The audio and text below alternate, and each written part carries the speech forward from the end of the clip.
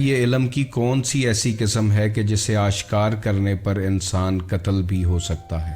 حضرت نظام الدین اولیاء نے اپنے ایک مرید کو اپنا جوتا سلوانے کی غرض سے بازار بھیجا۔ وہ مرید جب جوتا سلوانے کے لیے موچی کے پاس پہنچا تو موچی کے پاس پہلے ہی 2 سے 3 جوتے سلائی کے لیے پڑے تھے اور وہ موچی ان کی سلائی میں مصروف تھا۔ موچی نے جب جوتے پر غور کیا تو وہ جوتا انتہائی خوبصورت تھا، جس پر موچی نے پوچھا کہ یہ جوتا کس کا ہے؟ نظام الدین اولیاء کے مرید نے فرمایا کہ یہ جوتا اللہ کا ہے، جس پر وہ موچی بہت حیران ہوا اور اس نے دوبارہ پوچھا کہ یہ جوتا کس کا ہے؟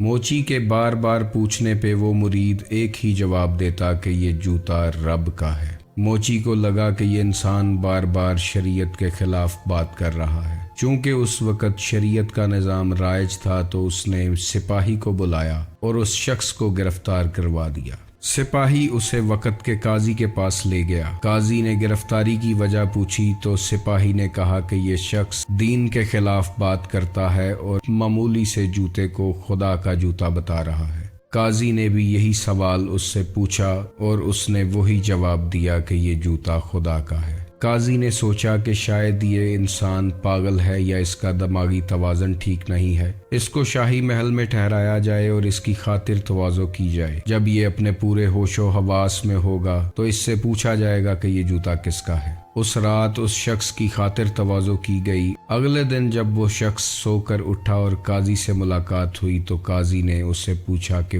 وقت کیا ہوا ہے؟ اس شخص نے صحیح وقت بتایا۔ قاضی نے پوچھا میرے ہاتھ میں کیا ہے؟ اس شخص نے جواب دیا کہ آپ کے ہاتھ میں ایک قلم ہے۔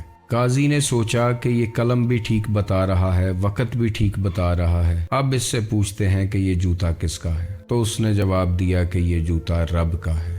اس وقت نظام الدین اولیاء اپنے مریدوں کے پاس بیٹھے تھے تو اچانک ان کا دل چاہا کہ بازار کی سیر کی جائے۔ وہ بازار میں نکلے تو ایک جگہ پر انہوں نے بھیڑ لگی دیکھی۔ پتہ کرنے پر معلوم ہوا کہ قاضی صاحب کسی الجھے ہوئے کیس کو سلجھانے میں مصروف ہیں۔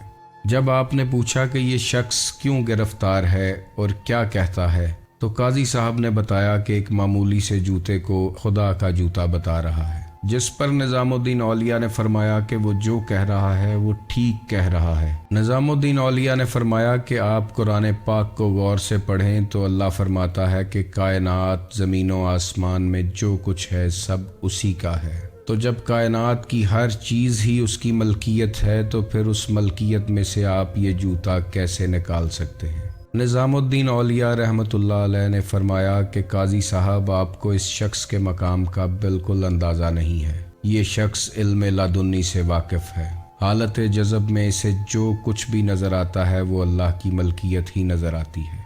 یہ وہ علم حاصل کر چکا ہے کہ جس کی تلاش میں لوگ جنگل، پہاڑ، ریگستانوں میں بھٹکتے پھرتے ہیں۔ اس کے پاس وہ علم ہے کہ جسے آشکار کرنے کا حکم نہیں ہے۔ یہ وہ خزانہ نایاب ہے کہ جسے چھپا کر رکھا جاتا ہے، نہ ہی یہ علم کتابوں کے ذریعے پڑھایا جاتا ہے۔ یہ وہ علم ہے جو کسب سے نہیں بلکہ عطا سے ملتا ہے، کسی اللہ والے کی نگاہ سے ملتا ہے۔ یہ رازوں کا راز، اسراروں کا اسرار ہے۔ ناظرین، آج اس ویڈیو میں آپ جان لیں گے کہ علم لدنی کیا ہے۔ ویڈیو پسند آئے تو اسے لائک ضرور کیجیے گا، شیئر کیجیے گا اور چینل کو سبسکرائب کیجیے گا تاکہ ہمارا اور آپ کا رابطہ بنا رہے۔ ناظرین، تصوف کا سب سے پیچیدہ اور پر اسرار حصہ علم لدنی ہے۔ یہ وہ خفیہ علم ہے جو تمام انسانی تصورات اور عقل سے بالاتر ہے۔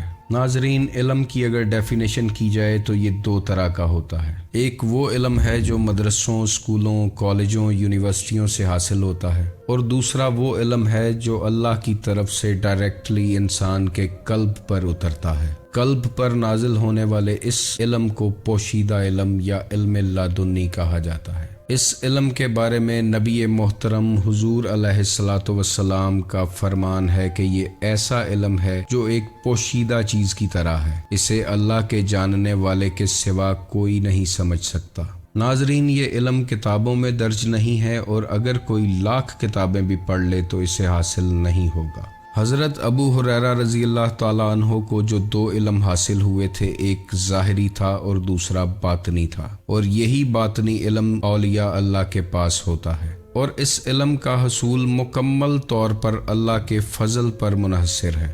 وہ جسے چاہتا ہے جتنا چاہتا ہے عطا کر دیتا ہے۔ علم لدنی کا ایک قصہ قرآن پاک میں حضرت خضر علیہ السلام اور حضرت موسیٰ علیہ السلام سے بھی ملتا ہے۔ قرآن پاک میں اللہ فرماتا ہے، پھر انہوں نے اپنے بندوں میں سے ایک بندہ پایا جسے ہم نے اپنی طرف سے رحمت عطا کی اور اسے اپنا الہامی علم عطا کیا۔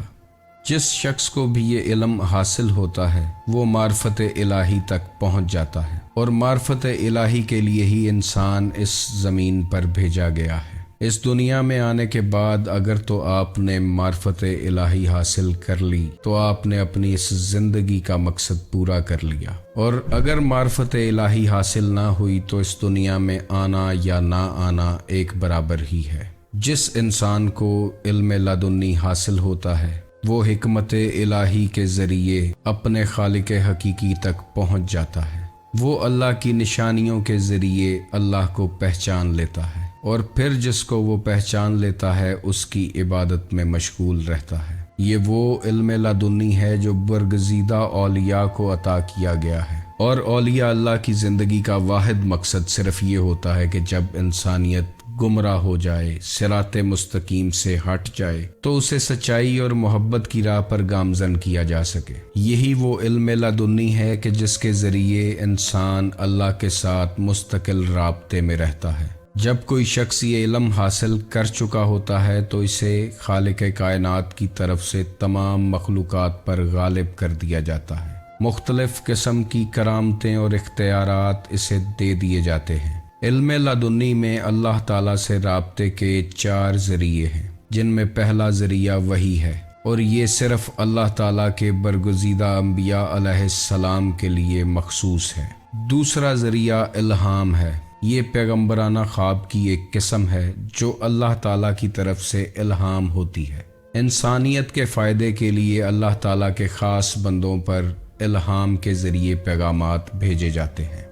تیسرا ذریعہ درج فراست ہے۔ یہ ایک ایسی طاقت ہے جو اولیاء اللہ، متقی اور پرہیزگار لوگوں کو عطا کی جاتی ہے۔ اللہ تعالیٰ کے ساتھ کنیکشن یا رابطے کا جو چوتھا ذریعہ ہے وہ کشف ہے۔ اس کے بارے میں کہا گیا ہے کہ یہ زمین یا آسمان دونوں چیزوں کا پوشیدہ یا خفیہ علم ہے۔ یہ قرآن کریم کی بعض آیات میں پوشیدہ رکھا گیا ہے، اور اس علم کی تشریح صرف وہی لوگ کر سکتے ہیں جو اولیاء اللہ ہیں یا روحانیت کے کسی بڑے مرتبے پر فائز ہیں۔ حضرت داتا گنج بخش رحمۃ اللہ علیہ فرماتے ہیں کہ انسان کی زندگی بغیر کسی روحانی یا الہی علم کے بے ایمانی ہے۔ ناظرین، یہ علم لدنی ایک ایسا نور ہے جو دل کو منور کرتا ہے۔ اس علم کے ذریعے انسان ایسی چیزوں کو سمجھنا شروع کرتا ہے جن کے بارے میں کبھی اس نے سنا تھا لیکن انہیں سمجھ نہیں پایا تھا۔ ایک اور صوفی درویش کا فرمان ہے کہ یہ خاص علم اسے کبھی حاصل نہیں ہو سکتا جس میں بدعت اور غرور جیسی خصلتیں موجود ہوں۔ اس علم کو حاصل کرنے کے لیے بدعت اور غرور سے انتہائی دور رہنا ضروری ہے۔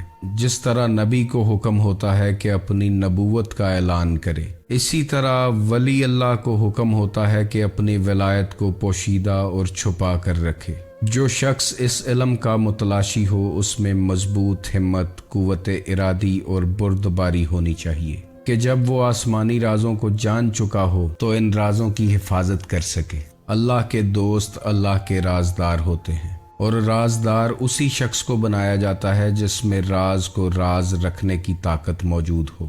حضرت جنید بغدادی رحمۃ اللہ تعالی علیہ فرماتے ہیں، ہزار افسوس اس عاشق پر جو اپنے معشوق یعنی کہ اللہ کی محبت میں دیوانہ ہے، لیکن جب وہ اللہ تعالیٰ کے بے شمار رازوں اور خوبصورتیوں کو دیکھتا ہے تو دوسروں پر ظاہر کرتا ہے، یعنی کہ خالق کا راز مخلوق میں آشکار کرنا خالق کی توہین ہے۔ ناظرین، یاد رکھیں، جب اللہ تعالیٰ کسی کو ولایت کا تاج پہنانا چاہتا ہے تو سب سے پہلے وہ اس شخص کو الہامی علم عطا کرتا ہے۔ یہ الہامی علم ظاہری اور باطنی علوم کا احاطہ کیے ہوتا ہے۔ امام شافعی رحمۃ اللہ علیہ کا قول ہے کہ اللہ تعالیٰ کسی جاہل کو کبھی دوست نہیں بناتا۔ ایک صوفی اکثر فرمایا کرتے تھے کہ تم نہیں پہنچ سکتے اللہ تک عبادتوں اور ریاضتوں کے ساتھ۔ اللہ کا راز اہل علم کے سینے میں ہے، وہ جسے چاہے عطا کر دے۔ تو علم لدنی کی تلاش میں بھی انسان کسی انسان کے پاس ہی پہنچتا ہے، کسی اللہ والے کی صحبت اختیار کرتا ہے۔ حضرت امام بن حنبل سے جب پوچھا گیا کہ انہوں نے حضرت بشر حافی کی شاگردی کیوں اختیار کی، تو اس پر انہوں نے جواب دیا کہ بشر حافی مجھ سے زیادہ اللہ کو جانتا ہے۔ امام اعظم ابو حنیفہ سے پوچھا گیا کہ آپ نے حضرت امام جعفر صادق علیہ السلام کی شاگردی کیوں اختیار کی، تو انہوں نے فرمایا کہ اگر میں 2 سال امام جعفر صادق علیہ السلام کی صحبت میں نہ گزارتا تو ہلاک ہو جاتا۔ انسان عبادت اور ریاضت میں کتنے ہی بلند مرتبے پر کیوں نہ چلا جائے، علم لدنی کے حصول کے لیے اسے کسی نہ کسی ولی اللہ کی صحبت اختیار کرنی پڑے گی۔ علم لدنی روحانیت کو اپنے عروج اور کمال پر پہنچانے کا سفر ہے۔ یہ وہ علم ہے کہ جس میں انسان کی روح روشنیوں میں نہاتی ہے۔ اسی علم کے ذریعے انسان ہزاروں جہانوں میں پرواز کرتا ہے، اللہ تعالیٰ کی صفات کا مظہر بن جاتا ہے۔ ناظرین، حضور علیہ السلام کا فرمان علی شان ہے کہ میں علم کا شہر ہوں اور حضرت علی علیہ السلام اس کا دروازہ ہے، اور شہر میں داخل ہونے کے لیے انسان کی دروازے تک رسائی ضروری ہے۔ اس لیے علم کی خیرات جسے بھی نصیب ہوتی ہے وہ حضرت علی علیہ السلام کے در اقدس سے نصیب ہوتی ہے۔ مدینۃ العلم تک پہنچنے کا سب سے بڑا ذریعہ باب مدینۃ العلم خود ہے۔ حضرت علی علیہ السلام کا ہی فرمان علی شان ہے کہ میں زمین کے راستوں سے زیادہ آسمان کے راستے جانتا ہوں، اور روح آسمانوں کا سفر کرتی ہے۔ اس علم کے لیے خاص لوگ چنے جاتے ہیں، اور وہی چنندہ لوگوں کو یہ علم عطا کیا جاتا ہے۔ میری دعا ہے کہ اللہ تعالیٰ آپ کو اور مجھے اس خاص علم کا کچھ حصہ عطا فرمائے۔ آپ خوش رہیں، آباد